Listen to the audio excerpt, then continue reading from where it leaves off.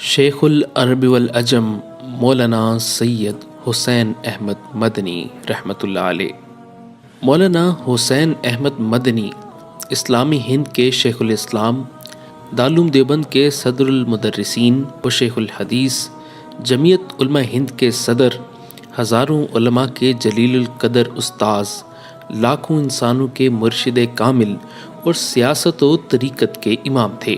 آپ بیک وقت علوم و معارف کے امام، مجلس ارشاد و سلوک کے صدر نشین، عزیمت و استقامت کے پہاڑ، فکر و تواضع کے نشان، بصائر و حکم کے سرچشمہ، زہد و قناعت کے مجسمہ، اخلاق و ایثار کے پیکر، سخاوت و شجاعت کے محزن، میدان صبر و رضا کے شہسوار، قافلہ جد و جہد کے تاجدار اور سلف صالحین کی مکمل و متحرک یادگار تھے۔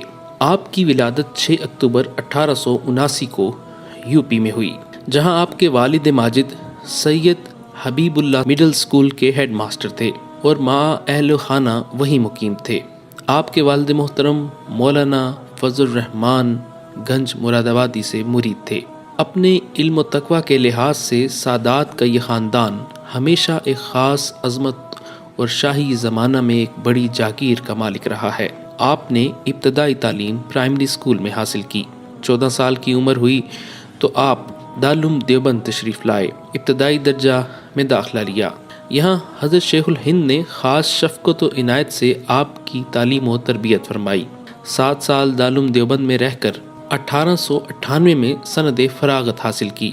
دارالعلوم دیوبند میں آپ نے جن اکابر علماء کرام سے استفادہ اور شرف تلمذ حاصل کیا، ان میں شیخ الہند مولانا محمود الحسن، مولانا ذوالفقار علی، مولانا عبد العلی، مولانا خلیل احمد سہارنپوری، مولانا حکیم محمد حسن، مولانا مفتی عزیز الرحمن عثمانی، مولانا غلام رسول ہزاروی، مولانا حافظ محمد احمد، مولانا حبیب الرحمن عثمانی، مولانا سید محمد صدیق جیسے اساتین علم و فن شامل ہیں۔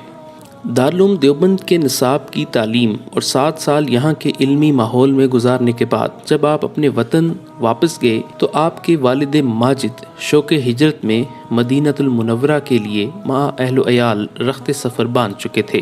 آپ بھی والدین کے ہمراہ روانہ ہو گئے۔ روانگی حجاز سے قبل آپ قطب الاقطاب حضرت مولانا رشید احمد گنگوہی سے بیعت ہو چکے تھے اور انہی کے حکم سے مکہ مکرمہ میں سید الطائفہ مولانا حاجی امداد اللہ مہاجر مکی سے کسب فیض حاصل کیا۔ حاجی صاحب کی خدمت میں 2 ماہ رہ کر مدینہ منورہ میں والد ماجد کے ساتھ مقیم ہو گئے۔ مدینہ منورہ آ کر آپ نے زہد و تقوی، توکل و اخلاص اور سادگی کی زندگی اختیار کی۔ ہر چند آپ نے ہندوستان سے ہجرت کا قصد نہیں فرمایا تھا، تاہم والد صاحب کی حیات تک آغوش پدری کو چھوڑ کر ہندوستان آنا پسند نہیں کیا۔ مولانا رشید احمد گنگوئی نے آپ کو بذریعہ خط ہندوستان بلایا اور اجازت و خلافت سے سرفراز کیا۔ اس سفر میں آپ کو 3 ماہ مولانا رشید احمد گنگوئی کی خدمت میں رہنے کا موقع ملا۔ تنگی و اسرت کے باوجود حسب اللہ و توکل اللہ انجام دی۔ عموماً روزانہ تہجد کے بعد سے لے کر عشاء کے بعد تک 12 گھنٹے تک مسلسل تفسیر، حدیث، فقہ کے دروس و تدریس کا مشغلہ جاری رہتا تھا۔ مختلف جماعتیں یکے بعد دیگرے حاضر ہو کر آپ کے فیضان علمی سے سیراب ہوتی تھیں۔ مسجد نبوی میں آپ کا درس حدیث وہاں کے تمام شیوخ حدیث سے زیادہ پسند اور مقبول تھا، اور اس کی شہرت نے مختلف اسلامی ممالک کے طالبان علم کی ایک بڑی تعداد کو آپ کے گرد جمع کر دیا تھا۔ آپ کے درس میں مشائخ اور علماء کبائر شامل ہونے لگے۔ حجاز مقدس میں آپ کو شیخ الحرم کے نام سے یاد کیا جانے لگا۔ حجاز کی مقدس سرزمین اور خاص مسجد نبوی میں ایک ہندوستانی عالم کی جانب اس قدر کشش اور قبول عام کا باعث آپ کے طریقہ درس کی اسی خصوصیت کو سمجھنا چاہیے جو آپ کو دارالعلوم دیوبند کے اساتذہ سے ورثے میں ملی تھی۔ مدینہ منورہ کے قیام کے زمانے میں آپ کئی مرتبہ ہندوستان تشریف لائے۔ 1911 میں تقریباً 1 سال دیوبند میں قیام فرما کر تدریسی خدمات سر انجام دیں۔ 1915 میں جب حضرت شیخ الہند سیاسی مصلحت کے پیش نظر حجاز مقدس تشریف لے گئے تو آپ کے یہاں قیام فرمایا اور آپ ہی کے ذریعے سے ترکی کے وزیر جنگ انور پاشا اور کمال پاشا سے ملاقات فرما کر اپنی انقلابی اسکیم ان کے سامنے پیش کی تھی۔ وہ وقت دوسری جنگ عظیم اور شریف کی عثمانی حکومت کے خلاف بغاوت کا تھا، جب عربوں نے ترکوں کے خلاف بغاوت کی اور شریف مکہ نے شیخ الہند کو گرفتار کر کے انگریزوں کے حوالے کیا، تو آپ بھی حضرت شیخ الہند کے رفقا میں شامل تھے، جس نے ان سب حضرات کو پہلے مصر پہنچایا، پھر وہاں سے مالٹا منتقل کر دیا۔ چنانچہ 3.25 سال تک آپ کو بھی مالٹا میں جنگی قیدی کی حیثیت سے رہنا پڑا۔ آپ نے اس عرصہ میں پوری جان فشانی سے اپنے استاد حضرت شیخ الہند مولانا محمود الحسن کی خدمت کی، اللہ کی عبادت کی، کتابوں کے مطالعے میں لگے رہے اور قرآن کریم بھی حفظ کر لیا۔ 1920 میں آپ کی رہائی کا حکم صادر ہوا تو آپ حضرت شیخ الہند کی معیت میں ہندوستان تشریف لائے۔ مالٹا سے واپسی کا زمانہ تحریک خلافت کا آغاز کا زمانہ تھا۔ آپ یہاں پہنچ کر حضرت شیخ الہند کی قیادت میں سیاست میں شریک ہو گئے۔ اس زمانے میں آپ کی مجاہدانہ اور سرفروشانہ قربانیوں نے مسلمانوں کے دلوں کو آپ کی عظمت و محبت سے لبریز کر دیا۔ اسی دوران مولانا آزاد نے کلکتہ میں نیشنل مدرسہ عالیہ قائم کیا اور شیخ الہند سے فرمائش کی کہ آپ کے اپنے خواص میں سے کسی کو تدریس کے لیے وہاں بھیج دیں۔ اس پر انہوں نے آپ کو کلکتہ جانے کا حکم دے دیا۔ آپ نے اپنی خواہش پر اپنے استاد حضرت شیخ الہند کی رضا کو ترجیح دی اور زیادہ دور نہ گئے ہوں گے کہ حضرت شیخ الہند کی وفات کی خبر آ گئی۔ آپ فوراً دیوبند واپس آئے، لیکن شیخ الہند کی تدفین ہو چکی تھی۔ آپ نے دیوبند میں 3-4 روز قیام کر کے کلکتہ جانے کا عزم کیا۔ دارالعلوم دیوبند کے محتمم مولانا حافظ محمد احمد نے آپ کو دارالعلوم دیوبند ہی میں رہنے کا مشورہ دیا، مگر آپ نے کہا کہ کلکتہ جانے کے لیے کیونکہ شیخ الہند فرما چکے ہیں، اس لیے میرے لیے یہی مناسب ہے کہ میں کلکتہ چلا جاؤں۔ اس کے بعد آپ کلکتہ آ گئے اور ایک مدت تک اس مدرسہ میں تدریس میں مشغول رہے۔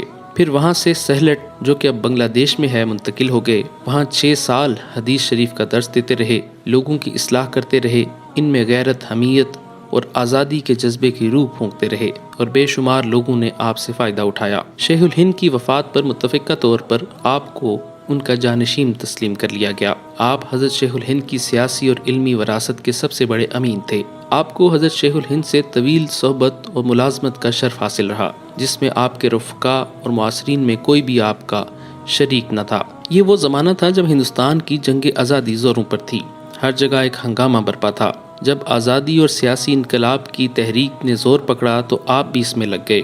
اسی اثنا میں 1921 میں کراچی کا مشہور تاریخی مقدمہ پیش آیا۔ 1921 میں آپ نے مسلمانوں کے لیے برطانیہ کی انگریز فوج میں ملازمت کو حرام قرار دیا اور اس کلمہ حق کا برسر اجلاس اعلان کر کے ظالم انگریز حکومت کا تکبر اور غرور خاک میں ملا دیا، اور اسی کلمہ حق کے اعلان پر آپ پر مقدمہ چلا اور 2 سال قید بامشقت کی سزا سنائی گئی۔ 1923 میں قید کی یہ مدت پوری ہوئی اور آپ کو رہائی نصیب ہوئی۔ جنگ آزادی میں شرکت اور انہماک کے باعث آپ کو اسی طرح متعدد مرتبہ کئی سال تک جیل میں رہنا پڑا۔